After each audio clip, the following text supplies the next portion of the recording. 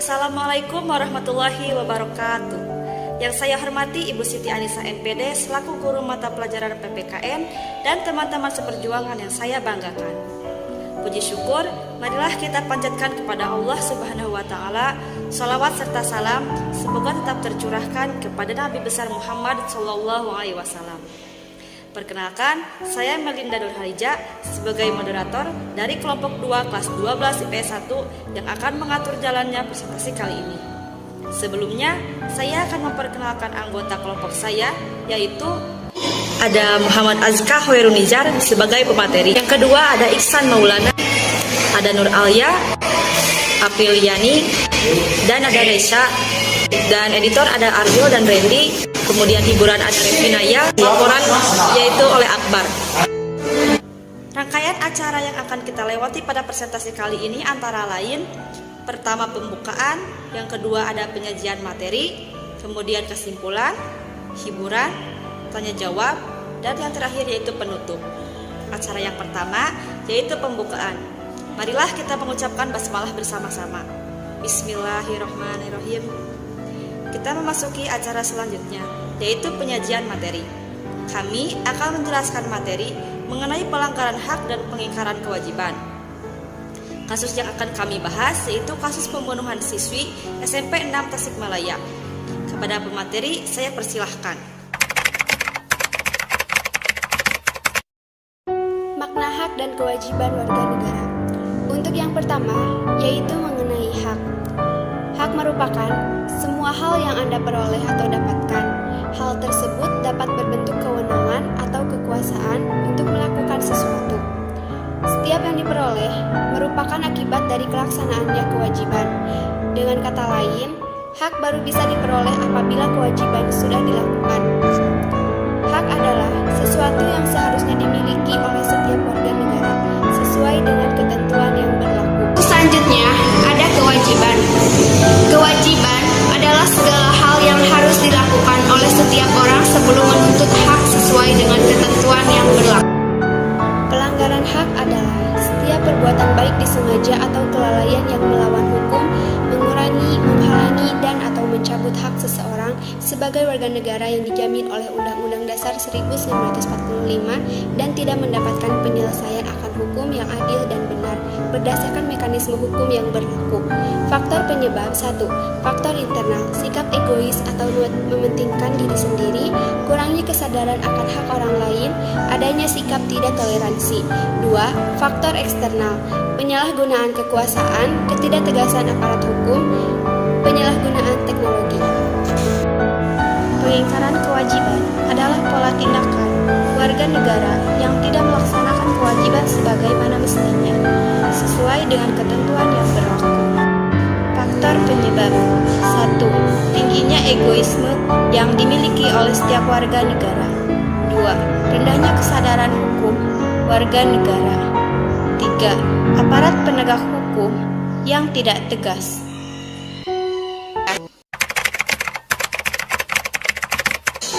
Pembunuhan adalah suatu tindakan untuk menghilangkan nyawa seseorang dengan cara melanggar hukum maupun tidak melawan hukum. Pembunuhan biasanya dilatar belakangi oleh bermacam-macam motif, misalnya politik, kecemburuan, dendam, membela diri, dan sebagainya. Pembunuhan dapat dilakukan dengan berbagai cara. Sebelum menjelaskan kasus yang terjadi, saya akan menampilkan cuplikan video suasana di tempat kejadian. Lokasi ditemukannya jasad siswi kelas 7 SMP Negeri 6 Kota Tasikmalaya, Jawa Barat bernama Desi Sulistiana dipadati warga. Korban ditemukan penjaga sekolah yang mencium bau busuk dari dalam gorong-gorong yang berada di depan sekolah. Karena penasaran, penjaga sekolah dan warga kemudian mengangkat penutup selokan. Tidak disangka bau yang menyebar ternyata dari jasad korban yang diketahui hilang sejak Kamis pekan lalu. Pada tubuh korban masih melekat seragam pramuka yang ia kenakan. Begitu juga tas sekolah masih menempel pada tubuhnya. Setelah dievakuasi, jasad kemudian diautopsi di Rumah Sakit RSUD Dr. Soekarjo Kota Tasikmalaya. Ini berawal dari penjaga sekolah yang memang mencium bau yang sudah sangat menyengat, kemudian dicari sumber bau itu karena memang susah dengan tangan, akhirnya di tengah-tengah itu dibuka gorong-gorong dan di depan ada terlihat kaki manusia. Kematian siswi ini membuat keluarga sangat terpukul, apalagi kepergian korban dengan cara mengenaskan. Pernah ngeluh rada sakit badannya. Dia ngeluh suka dikerjain di kelas nggak? Dia suka dikerjain, dibully di kelas. Katanya gimana ceritanya? Leput gitu. Untuk keselamatan arwah siswi ini, hari ini seluruh pelajar dan guru SMP Negeri 6 Kota Tasikmalaya menggelar salat gaib. Kasus ini masih diselidiki oleh Polresta Tasikmalaya. Eko Setiabudi melaporkan dari Tasikmalaya, Jawa Barat.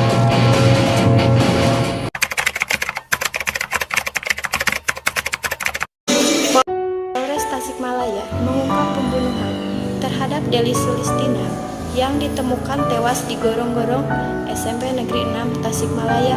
Pelaku pembunuhan ternyata bapak kandungnya sendiri, yaitu Budi Rahmat.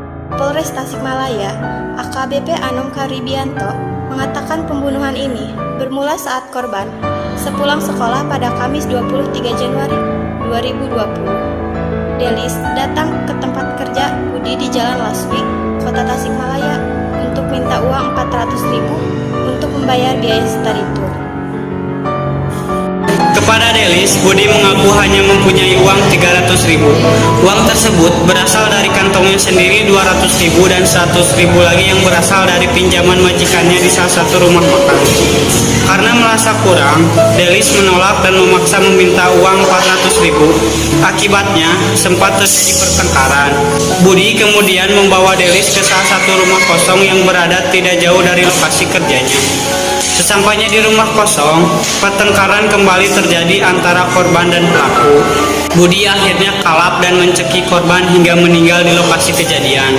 Setelah korban meninggal, pelaku kembali berangkat ke tempat kerjanya dan meninggalkan korban di rumah kosong. Usai bekerja, Budi kembali ke rumah kosong tersebut. Dia membawa korban dengan motornya dengan cara dibonceng dan tangan korban diikat dengan tali kabel bekas antena TV dengan posisi korban memeluk pelaku. Sepulang kerja pakai motor diboncengkan seperti memboncengkan anak, kata anonim Kamis 27 Februari 2020. Delis kemudian dibawa menuju lokasi gorong-gorong pada malam hari saat hujan lebat dan korban dimasukkan ke dalam gorong-gorong yang berdiameter hanya 40 cm. Jasad Delis dimasukkan saat air disolokan sedang besar dan tubuh korban dipaksa masuk hingga 2 meter ke dalam gorong-gorong. Tujuannya agar terkesan korban kecelakaan dan terjatuh masuk gorong-gorong terbawa arus air yang deras saat hujan turun. Sehari setelah pembunuhan itu, Budi datang ke SMP Negeri 6 Kota Tasikmalaya. Dia berpura-pura mencari anaknya yang tak pulang seharian. Pihak sekolah setempat kewalahan dan mencari Delis dibantu dengan anggota polsek setempat. Akhirnya, 4 hari kemudian pada 27 Januari, Delis ditemukan tergeletak di dalam selokan. Polisi kemudian bergerak menyelidiki kasus tersebut. Setelah melakukan sejumlah penyelidikan, polisi mengungkap kasus ini. Dipastikan Delis tewas karena dibunuh oleh ayahnya. Erlangga mengatakan penetapan tersangka ini sesuai hasil penyelidikan, keterangan saksi dan pengumpulan bukti termasuk ahli dan hasil autopsi mayat korban oleh tim forensik Polda Jawa Barat. Budi berhasil ditangkap usai polisi memeriksa 14 saksi yang berasal dari teman, korban, guru, hingga rekan kerja pelaku. Akibat perbuatannya, pelaku dijerat pasal 76C Undang-Undang Nomor 35 Tahun 2014 tentang perubahan Undang-Undang Republik Indonesia Nomor 23 Tahun 2002 tentang perlindungan anak, di mana ancaman hukumannya yakni 15 tahun penjara ditambah 5 tahun menjadi 20 tahun yang merupakan ganjaran tambahan sebagai ayah korban.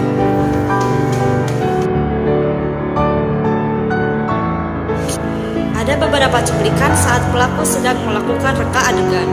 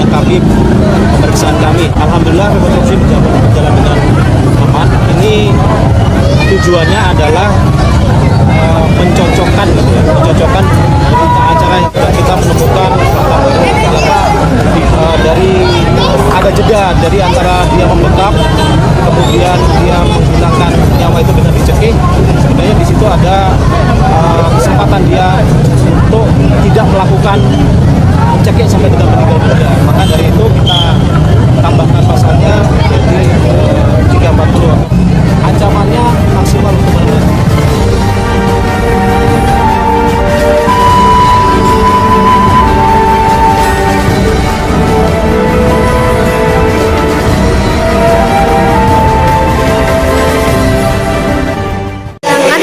Pasal yang dilanggar yang pertama pasal 76C Undang-Undang Nomor 35 Tahun 2014 yang berbunyi setiap orang dilarang menempatkan, membiarkan, menemukan, menyuruh atau turut serta melakukan kekerasan terhadap anak. Yang kedua, pasal 28B ayat 2 yang berbunyi tiap anak berhak atas kelangsungan hidup, tumbuh, dan berkembang serta berhak atas perlindungan dari kekerasan dan diskriminasi. Pengingkaran kewajiban yang dilakukan oleh Budi yaitu melanggar kewajiban seorang ayah yang seharusnya melindungi anaknya. Upaya penanganan pelanggaran hak dan anaknya.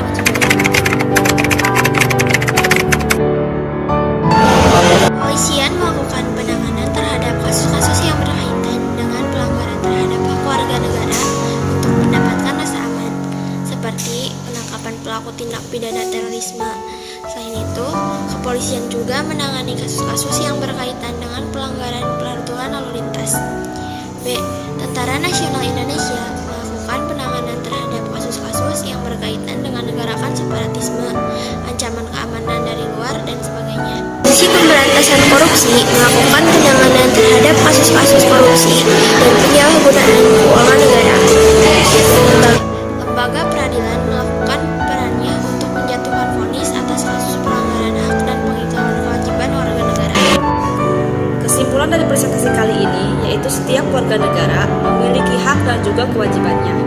Hak merupakan semua hal yang dapat kita peroleh. Hal tersebut dapat berbentuk kewenangan atau kekuasaan untuk melakukan sesuatu. Setiap hak yang diperoleh merupakan akibat dari melaksanakan suatu kewajiban. Dengan kata lain, hak baru bisa diperoleh apabila kewajiban sudah dilakukan. Hak adalah sesuatu yang dimiliki oleh setiap warga negara sesuai dengan ketentuan yang berlaku.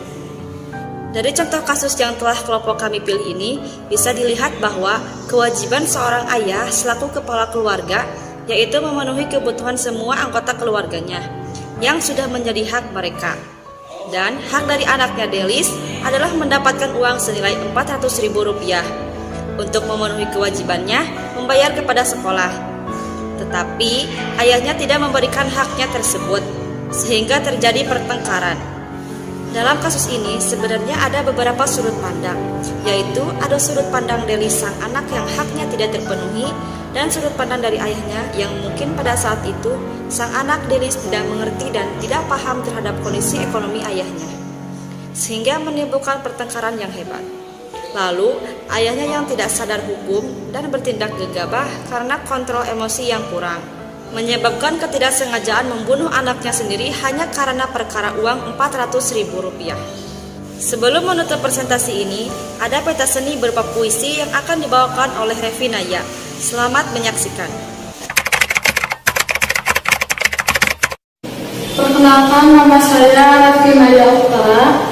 Saya di sini akan memberikan sebuah hiburan berupa puisi yang saya buat sendiri, diambil dari kasus pembunuhan SMK 6. Judulnya diambil dari nama korban, yaitu Delis. Wahai Bapak, mengapa tidur Delis tak pulas? Mengapa mimpi Delis begitu gelap? Mengapa tubuh Delis begitu dingin, membeku dan gugup? Delis hanya ingin pergi bertamasya, bukan menaiki tangga kematian. Kulihat dari bawah sini, teman-teman Delis berlari ke sana kemari, menikmati angin yang sorot cahaya matahari. Sedang Delis melingkung sendiri di sini. Ibu, bisakah kau bawakan aku lentera?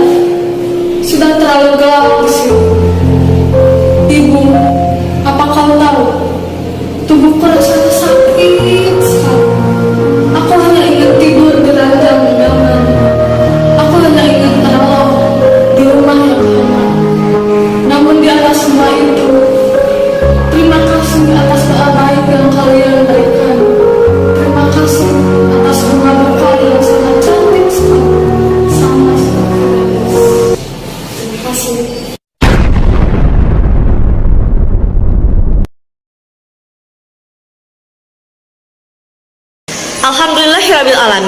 presentasi kali ini dicukupkan sekian.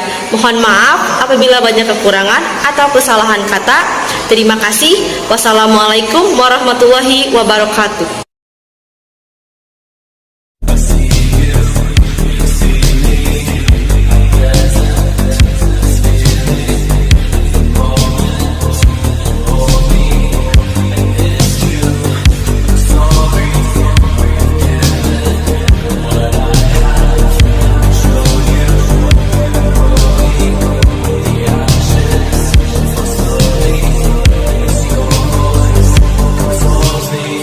I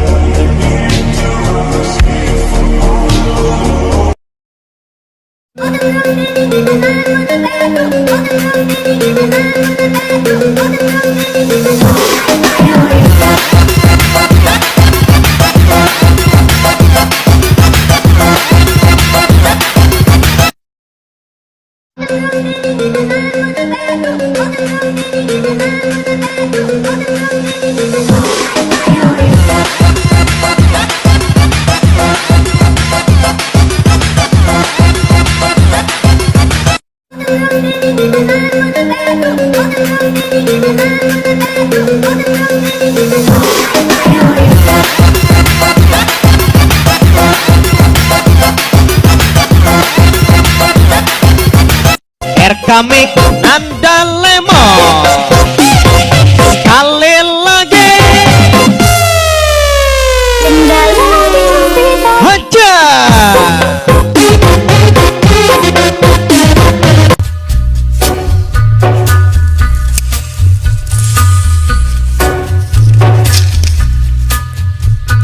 Take a little walk